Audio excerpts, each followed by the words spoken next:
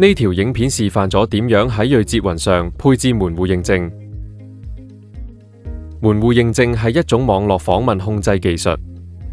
當用戶嘗試連接網絡時，佢哋會被重定向到一個門戶頁面進行認證。用戶只有成功認證後先可以訪問網絡資源，從而確保網絡安全。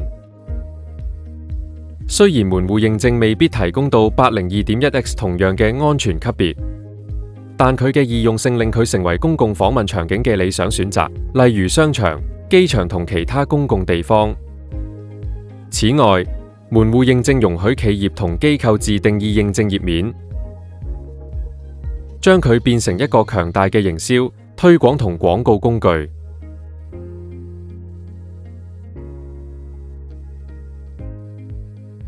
選擇認證和帳戶選項，點擊添加策略以創建門戶認證政策，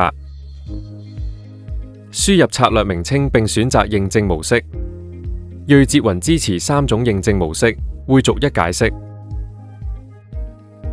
當認證模式設置為雲端認證時，會使用睿捷雲內置嘅認證伺服器進行。選擇認證設備，當認證設備係睿儀系列嘅路由器時，你需要配置需要認證嘅網絡。你可以選擇現有網絡或者手動輸入 IP 地址或 IP 地址範圍。設置完成後，用戶必須通過認證，先可以連接到指定網絡。當認證設備係 AP 時，你需要選擇認證嘅 SSID。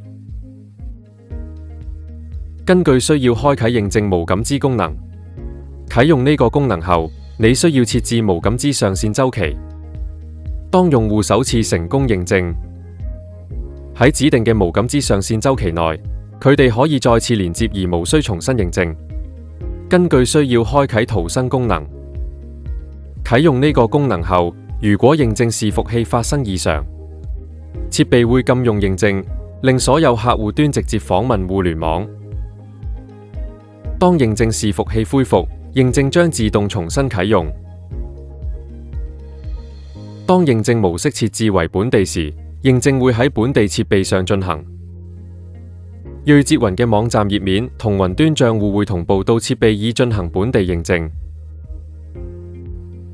設置需要認證嘅網絡，你可以選擇現有嘅網絡或手動輸入 IP 地址或 IP 地址範圍。設置完成後，用戶必須通過認證，先可以連接到指定嘅網絡。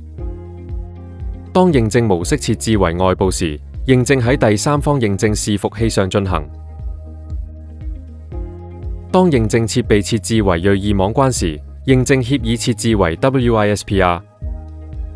設置需要認證嘅網絡，你可以選擇現有嘅網絡或手動輸入 IP 地址或 IP 地址範圍。設置完成後，用戶必須通過認證，先可以連接到指定嘅網絡。輸入第三方伺服器嘅 URL， 點擊編輯以設置請求參數。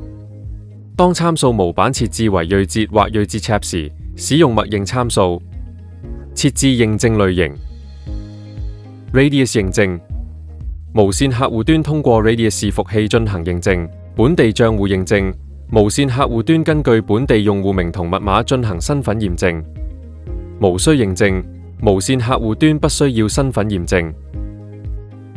當認證類型設置為 Radius 認證時，需配置 Radius 加密方法、認證服務器組及計費服務器組。認證設備設為睿捷企業 AP 時，認證協議設為 WiFi Dog。選擇需要驗證嘅 SSID。配置網站伺服器 URL 同網站 IP 地址。根據需要設置其他參數。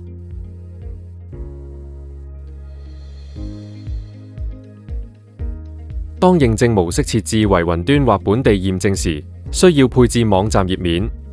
你可以選擇現有嘅門戶頁面，或點擊添加頁面來創建門戶頁面。詳情請睇呢條影片，如何使用睿捷雲版本 1.1 配置門戶模板。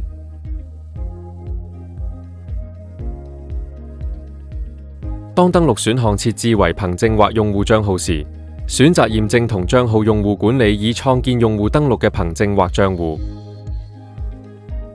詳情請睇呢條影片，如何使用睿捷雲版本 1.1 配置用戶管理。點擊確定。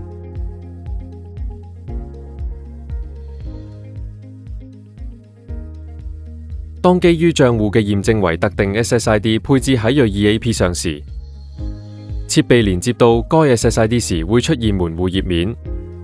當正確輸入用戶名同密碼，設備將被驗證並獲得互聯網訪問權限。若需進一步了解，請喺影片下留言或發郵件俾我哋。下次再見。